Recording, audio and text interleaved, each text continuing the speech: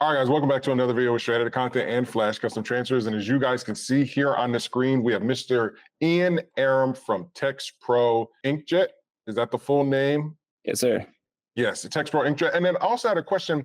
The website is Co Ink. Well, so it's coinkdistributions.com. Okay. Colorado Ink Distributions is our ink distribution company, Okay. which was started before Texpro. Texpro came along as we started to get more into the development and production side for textile inks. Okay. Originally film positive inks. That then led into direct to garment, which then led into direct to film. Okay, awesome. What we're most interested in is talking about Texpro, which has evolved from an ink brand now into more of a company. Okay. Now we're doing not only development and testing for inks, but we're also working on a lot of other projects, including our line of DTF printers, UV DTF printers, and a lot of associated consumables, films, powders, that kind of stuff. Okay, awesome. And we're definitely going to get into that. So we're just introducing Ian to the channel, to the Flash fam. You guys might have seen him when he and Shelly played Mamaki Feud at the and we won. And they won. Yep, they won because so we're just letting you guys know. Again, we're gonna be doing a lot of videos with Ian because he's like a super expert, Inkjet expert for 15 plus years. So yeah, you can explain. Let us know your expertise. He is an expert in DTF, powders, films, all of that good stuff. So we thought he was a perfect asset to bring on the channel and show you guys. So Ian, let us know. Let the Flash fam, everybody know who you are, what Texpro is, your background, and everything. We've all been talking offline for a very long time, but it's the first time everybody's going to be able to see you, and a lot more videos to come. For sure. So there's a big history towards Colorado Ink Distribution and Texpro. We can get a bit more into that, but what we're most interested in, I'm presuming, is what Texpro has been up to after direct to garment. We've done very well in the direct to garment industry as a white label ink development and testing company. So large inkjet companies will come to us and they will be looking to develop an ink, whether that's a specialty ink, whether that's an ink for their own brand, whether they're a printing company that becomes so big they want and are creating such great products using our ink that they decide they want that ink white labeled under their own brand, and they want to start selling that to their customers. They basically use that as a way to use their print shop's quality and history as a way to offer that to other print shops. We also do. You're behind a lot of inks out there. Yes, not that we can. No, I know with inks, but yes. Okay, awesome. We do, whether it's actually developing inks and customizing them for people. We are not an ink manufacturer, I should say that. What we do is we do testing and development, and we work closely with an ink manufacturer who makes proprietary formulations for us, custom manufactures it, all of which is North American manufactured, Okeotech certified. This isn't some, we just go and find an ink somebody's made and put our name on it kind of thing. We build and develop the inks, and then we put other people's names on this. Now, that has shifted a bit because at the end of the direct-to-garment bubble and now into DTG and DTF, what's happened is instead of just doing a lot of the other ancillary parts like white labeling, a lot of the other things that we do is like peristaltic cartridge and bag filling, ink bag design, IC chip coating to match inkjet chips to certain inks. We often break new inks into the industry that way by being the first to crack the IC chips, introduce that ink into that printer series. What's happened is we've always worked with white labeling and basically been a partner to other ink companies. But what's happened recently is Texpro has opened itself up to more than just that wholesale community. Now we're offering Texpro as its own brand of ink that business customers can actually buy themselves. So whereas you might have been using Texpro ink before, buying another labeled ink from from a distributor, you can now actually buy Texpro branded ink from us, from our ink distribution company. And what that does is that allows us to bypass the second stage in margins. So instead of having to make margins on the ink itself and the products that we develop, and then have the dealers make margins, which we still do that, and we will be working with many dealers in the future. So there's many other places that you can get Texpro in the future. But what that does is that allows us at the beginning to develop a product at a price point that we can seriously outcompete other people just in terms of first quality, but as that quality at a really good price, because we're not also having to then ship those inks out to a distributor. The distributor has to make margin and ship them to their customers. The customers come back to the distributor with questions. It's not their ink. They don't know exactly how to answer a lot of the complicated questions and the more technical aspects of our ink. So by incorporating Colorado ink distributions and the brand of Texpro ink, which is really now becoming its own company, to be honest, what we're able to do is we're able to offer really great prices, free shipping on all of our inks, business to business pricing that's scaled for you. So as you start, growing your business and buying more inks, we start working with you to start dropping your prices. That's really important because, to be able to have some technical issue and be able to get in contact with the people that have developed and tested that ink and know exactly what it is and have dealt with all those issues before and overcome them, instead of having to train and pass this information along to other people and hope that they get it right, we're able to solve issues extremely quickly and really work with our customers, who are, a lot of them are very successful print shops that very often they're surpassing the level where just buying from a standard consumable distributor some random brand of ink is now past their pay grade. They cannot afford for distributors to be changing their ink formulations, to be dropping certain brands, changing their powders, their films. Keeping the same name oftentimes is what happens, but the actual product changes. Mm-hmm. And so what we're trying to do is create a more integrated solution for serious print companies who go, okay, we really have what we're down doing.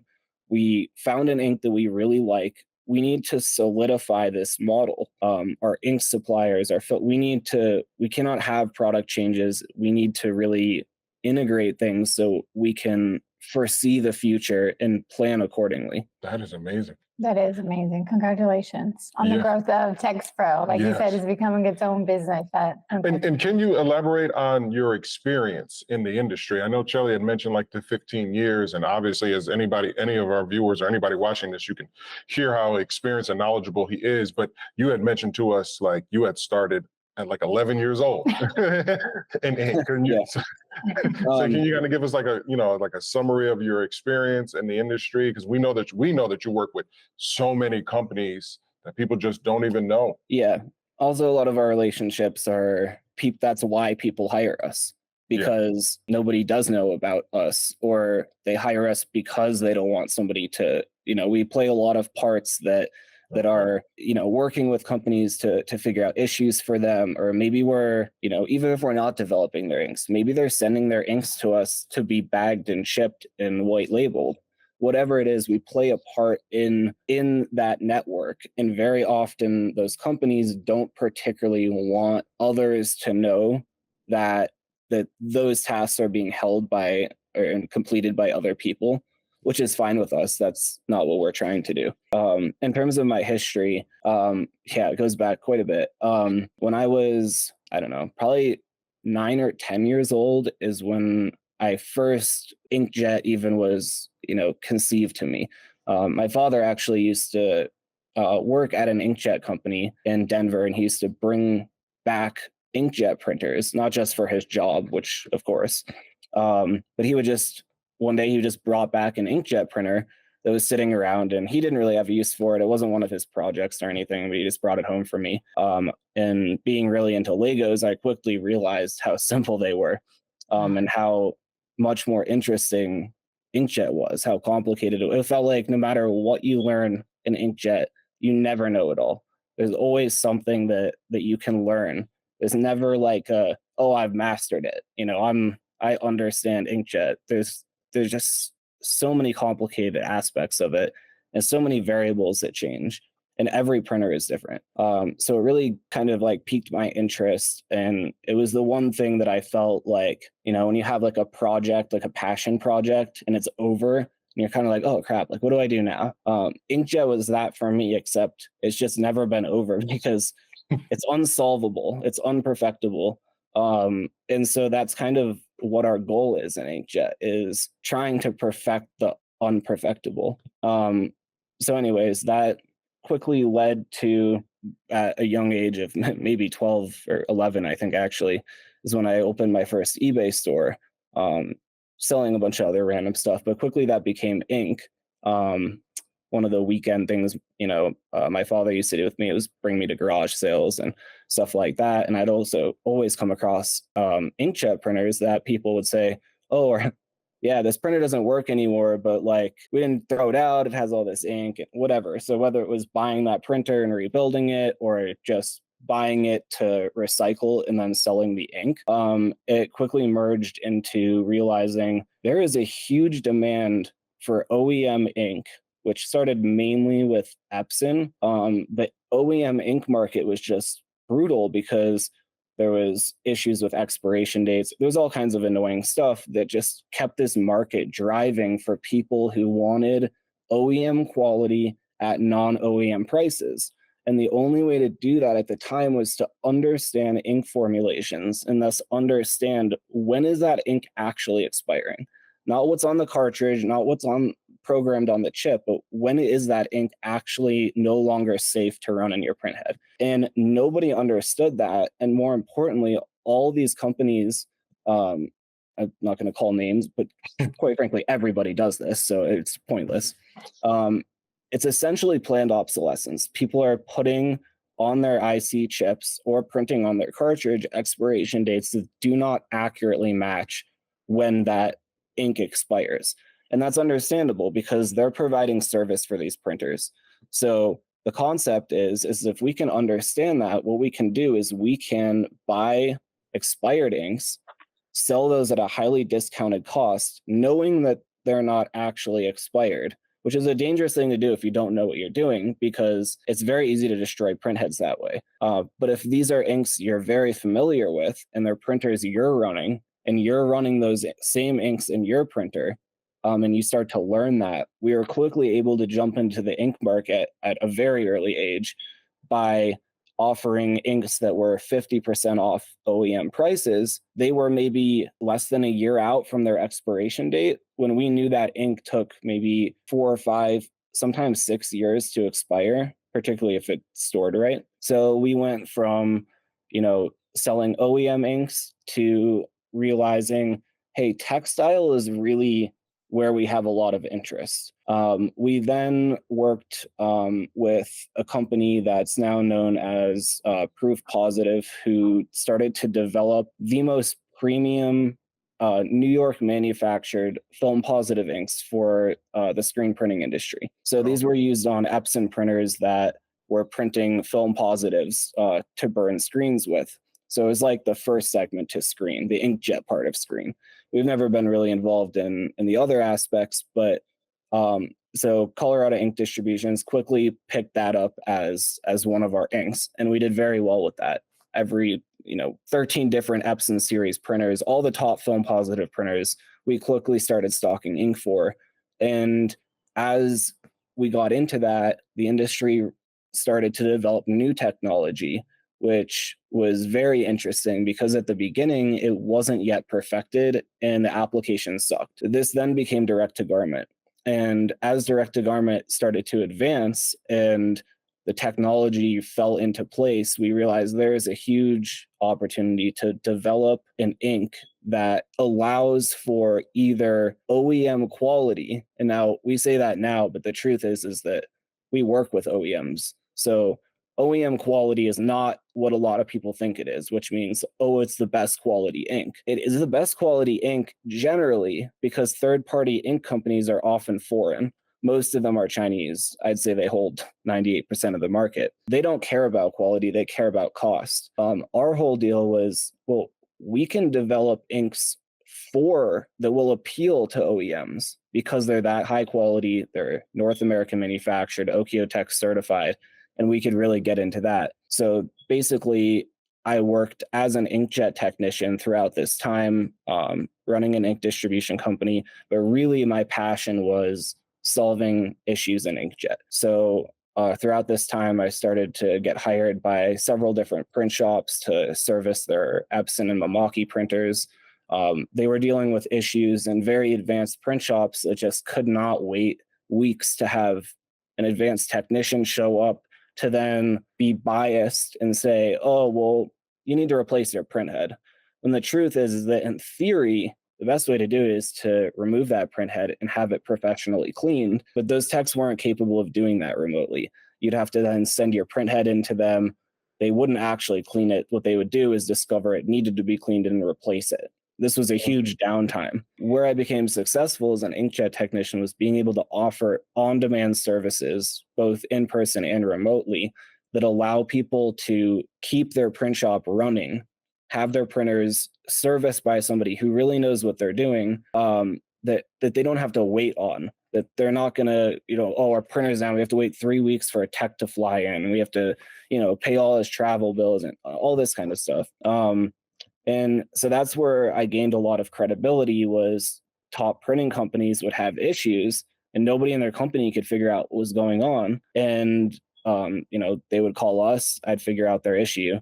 And as that started happening more and more over time, I started learning a lot of repeatable industry mistakes that nobody was being taught.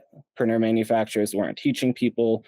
Things that most people just maybe didn't know what to do, but to be honest, it's quite a niche segment. Most people, I would assume, didn't even try. And so as that kind of developed, I started to use my inkjet technician skills to develop new printers, ink systems, got into IC chip coating, ink bag filling, all different kinds of stuff, which now, as it's led into Texpro, gives us an upper hand as to development and testing. So when we come out with an ink, we're not just coming out with an ink. What we're doing is we're going to be the first company to crack the IC chip for that ink. So we're the first company that could even offer that ink in the first place. Then we will be using our inks, which we know are extremely high quality, in many cases outcompete OEM inks. So I could tell you several of our inks that if you test side by side to OEM, outcompete and are significantly more expensive. Our brother GTX ink is unbelievably well OEM matched. A lot of people actually come to us and say, oh, this is crazy. Your ink is actually better from switching to OEM.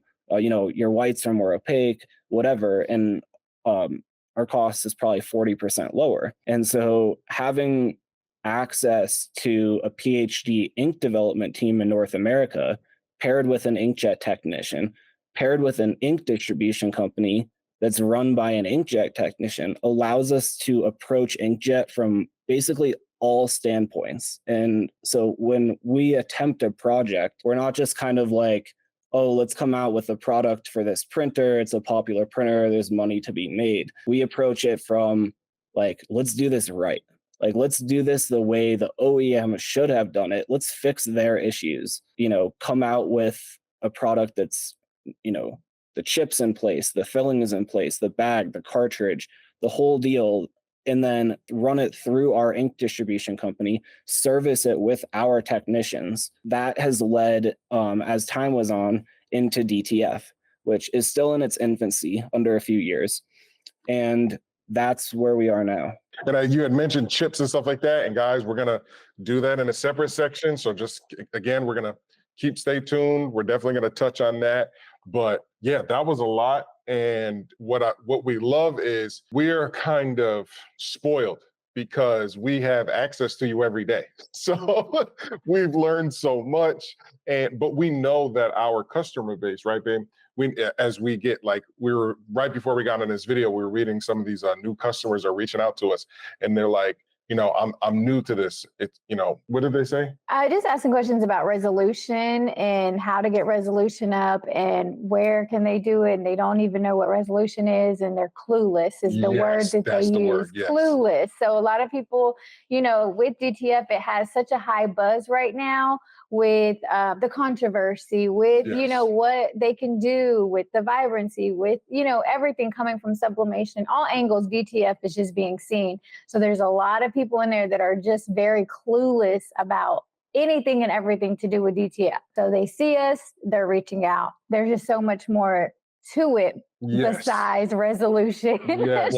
And as a side note, the reason why, not only we won the Milwaukee game show, and I do like you guys a lot, but there's another reason to this, which is why I've been interested in continuing our dialogue outside of what's reasonable, what's profitable, what's good for us. And that's the fact of, in DTF, everybody thinks they know what they're doing, but almost nobody has any clue what they're doing. And so you seen the Instagram story that I put up? No. You didn't see it? No. Where the guy, he's like singing Michael Jackson, but it's not really anything. And I put that caption. I was like, this is the DTF industry right now. Oh, I think I might have seen it. Yes. It's our responsibility to teach them and show them. People look to us to educate, look to us because we, are founders in the DTF world. So online, we're not founders, but we jumped online on YouTube at the very beginning. So I feel like, we have that responsibility to really teach y'all the things that you don't know. Or through an expert. Exactly. Whatever. With an expert. So the reason that I have interest in this is, well, first of all, Colorado Ink Distributions and Texpro, prior to less than a year ago, had no Instagram or any social media. In fact, as of today's date, Instagram is the only social media we have. And that's not where we don't push products through Instagram. Our company does its business through long-term relationships with OEM and dealer networks that have trusted us on previous projects and really know what we're doing. So when new technologies come out and new advancements need to be made, they come to somebody that's, these guys, fix some serious issues in this market or this sub-industry. Let's get their advice or aspects like that. So when I, as an inkjet technician, when I go on to Facebook, which I don't even do anymore because it drives me absolutely nuts, or Instagram for that matter, or YouTube, any social media platform, you quickly realize how segmented the real inkjet industry is from people who don't have a clue what they're talking about, forums included even. You very often will see people discussing a topic doesn't exist that we solved last year, and they're going, well, we're still getting this, there's no proper way to do this, or talking about some myth that's completely false, that as an actual inkjet company never has occurred, has never been a conversation, because the resolution is just so obvious and known. And then you look into a lot of these social media accounts and videos, and people talking about DTF. And just as an example, the small format DTF printer market of people reselling Epson modified printers as DTF printers, when there's one thing that separates that printer from a DTF printer, and that's a white ink recirculation system. So when you're selling an Epson printer as a DTF printer without a white ink recirculation system, and you're calling it a DTF printer solely because you essentially give somebody a piece of paper that tells them to install DTF ink instead of standard ink and to run the correct software, is absolutely absurd. And it's $1 million industry every year, on Etsy, on the whole thing. Yep. There's basically what's happening is people who have no clue what they're talking about are taking advantage of other people who have no clue what they're talking about. What we want to do is not that I'm trying to say like, oh, we know what we're talking about, nobody else does. What I'm trying to do is I'm trying to allow social media to have a view into what, not facts, but what the opinions are from a company who this is all they do. They get paid to solve inkjet issues, to understand these myths, what's true, what's not, calibration, testing, all of that kind of stuff. Real world, this is actually what occurs at print shops, at ink distribution companies. Like this is when, because as an inkjet technician, I get people who call me all the time with issues like this. So I'm able to know what really are the pervasive issues that are coming up in DTF. Why are those issues coming up in the first place when they shouldn't? And most all of the time, it's due to the fact that they're buying really crappy products because the DTF consumable market in the printer industry is flooded with low quality, crappy Chinese products.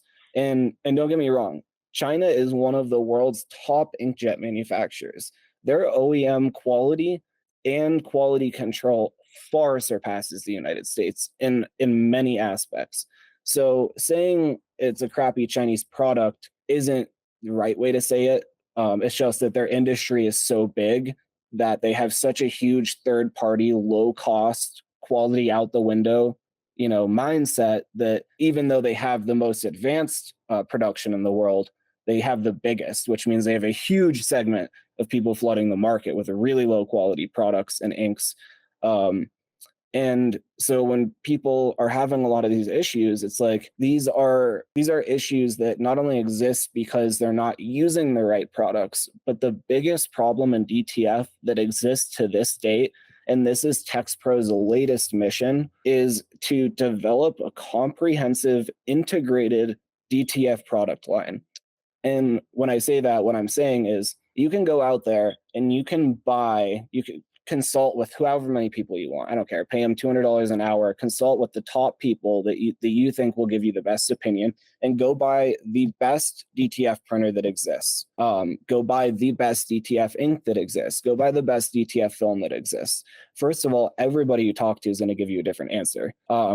So it's going to be very hard to do that in the first place. But say you decided, okay, this is really the best, and then you went out and buy them all and you paired them together, that ink, that printer, that film, that powder, that software. None of that is calibrated for each other. So because you're running the highest quality products, it does not mean you're going to get the highest quality outcome. Perfection in DTF is a formula of the correlation between inks, films, powders, software, print heads, and headboards. And when you don't understand that correlation and you're just trying to use the best products, those products don't particularly pair best together. So a lot of what we're doing is understanding and trying to understand DTF calibration the best we can. And in doing so, we've learned several different things, which we can get into. But the goal of Texpro is to basically throw this whole, and we've been doing this isn't like a new goal of Texpro. We've been doing this for a year, and a lot of people thought we're crazy for doing this. For a long time, I had a slight question as to how crazy I was for pursuing this as well. But our goal for the past year has been, okay, the DTF industry is all focused on low cost, and that's all they care about. Yes, they kind of care about other things maybe, but what DTF transfer and gang sheet printing companies are doing for the past year is competing on price, because DTF technology is so immature at this time. It's a lot more advanced than it used to be a year ago, but still, just in inkjet in general, it's a very immature sub-industry. A year ago, quality was not what you chose DTF for. If you're DTF printing, you're not DTF printing because you needed higher quality than direct to garment. You were doing that because you needed faster speeds and a lower cost than direct to garment. And so for a long time, nobody had a good product in direct to film. Everybody's transfers were pretty crappy, to be honest. Their competition was on price. If you're able to buy transfers from 10 cents a square inch now down to, I don't know, you could tell me better than that. What, 2 cents a square? I mean, it's just the price competition has been so brutally fast. I've been over the past year going with this crazy thought, which is good luck with that. That's going to change. You can only compete so much on price. And we knew that would change. It's something that maybe even hasn't happened yet, some might argue. I argue it's happening. But the concept is that we just said cost is not where we want to come into play. And also it's not where everybody else's future is headed. Because what happens when you all compete on cost? First of all, your fellow print companies, you're just driving each other's profits down, first of all. Then second of all, you hit a certain threshold, which is the threshold of, can we keep out competing each other on price? Well, no, at a certain point you can't, and that's right about now. If you're going to keep undercutting each other in direct to film on cost, it's going to disappear and you're going to close your business eventually. So what we foresaw happening was at this point, when transfer costs hit their all-time lowest, people are going to realize that, and they're going to stop, because they can't anymore, not because they want it, but they just have to stop out competing each other in price. And they have to differentiate themselves with quality, environmental friendly options, and things like turnaround time, customer service, the other important things. And where we come into play is quality and environmental responsibility. We think those are the two most important things in DTF. First of all, because we're advancing the industry by advancing quality, but also because if all your transfer companies are a very low cost, who are you going to choose? Are you going to choose the company that has the most vibrant transfers, the best opacity? They're more environmentally friendly. That's where you're going to go to, and that's where we're going to come into play, is when everybody starts to realize, hey, that's what we really care about, is our environment and our quality. We can produce better transfers than the next company. Our transfers are Okio-Tex certified. They're skin safe. They're authorized for use printing onto all kinds of different applications, which allows you into things like military, child textile, things that those type of certifications do matter. So that's where we hope Texpro is going to shine, is when all that changes, everybody's going to have been focusing on the whole opposite side of the spectrum. And we're going to have basically for the past year been focusing specifically on that. Awesome. That makes me very proud to be a part of Texpro. Yes. Awesome. Listen, guys, that's just part one. That is just part one. Make sure you guys stay tuned. Hit that notification bell, hit that subscribe button. All the Texpro, all of Ian's information will be down in the link, will be in a link in the description below. You guys can check him out. Check out his Instagram. We're always posting so much of them as well. And then we actually liked a couple of videos when you mentioned that small DTF printer. I think you sent me the video of the guy. He was explaining it, and he had to leave the little tops off of the reservoirs on the side, and I was just looking at it like, that's a perfect example. That's a very great example of what education looks like in the DTF industry. The guy with that printer going, oh, and you have to shake your printer to agitate your inks, and then let me explain to you why I don't remove the ink cartridges from the printer overnight. And it's like, okay, first of all, you're shaking your printer. Like, let's start there. But second of all, who the hell removes their ink cartridges? That's literally how you destroy a printhead. And so people are literally, there's all these myths that go on, and then people are trying to act like they're smarter than them and say, oh, this is why we don't do that. And it's like, nobody does that. That's never happened. That's never existed. It's a great example of and that's why we have you here. We have some sets. I think the truth. I think around the fourth video, we're going to talk about the truth. So this first video was the big introduction. Again, this is part one with Ian and Texpro, and we got so many other things going on. We've been working a lot behind the scenes with Ian. Hopefully Flash Custom Transfers, Flash Printing Depot, we are able to be releasing some new products and a lot of new things because we are all about expertise, knowledge, and quality. And the environment. And the environment. And if you have DTF myths, send them into Carl and Shelly. Yes. There you go. Yes. This isn't just like let's hear what they have to say about it. I will pass all these myths down my line of inkjet techs to people at top inkjet industries, and not just DTF, anything, but I want to focus on DTF.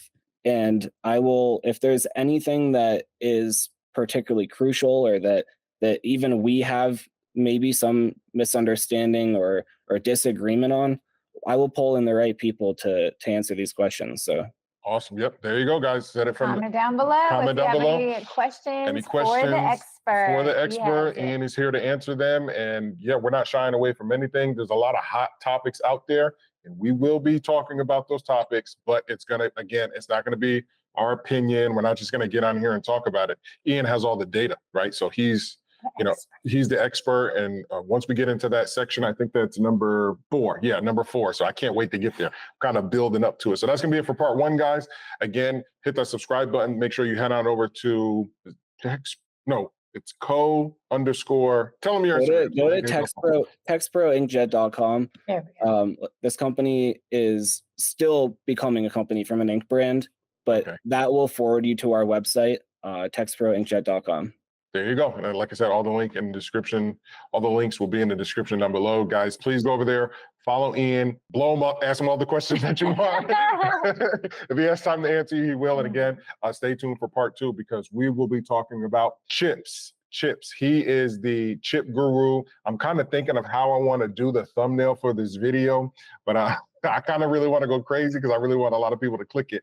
But he's the chip guru. He had mentioned that in this video. We're not going to talk about it right now. That's going to be part 2. But you guys will learn what ink chips are and how it plays a huge role in the ink industry. Is that the proper way to say it? Is it the inkjet industry, right? Very much so, yes. There you go. Yep. So again, as you see, we're learning, and we just learned so much from him. And we are not here, guys, to act like we're the experts. We know we've been gone for a very long time, but it's because we've been working behind the scenes to link with people like Ian and other people in the industry, just to kind of not necessarily revamp what we've been doing, but we just want to really, again, we've always tried to push to be trendsetters. And what we want to do now is really come out there, because like he said, there's so many myths. So we're like, you know what? Why don't we just team up with experts in the industry, and let's just have these real world conversations with questions from you guys, and we're going to answer them, and he's going to answer them, and we'll give our opinions and stuff like that. And we can just continue to move this thing forward, because like he said, it's a very immature business and industry, and our job is to mature and help grow with it. And there's just a lot to know.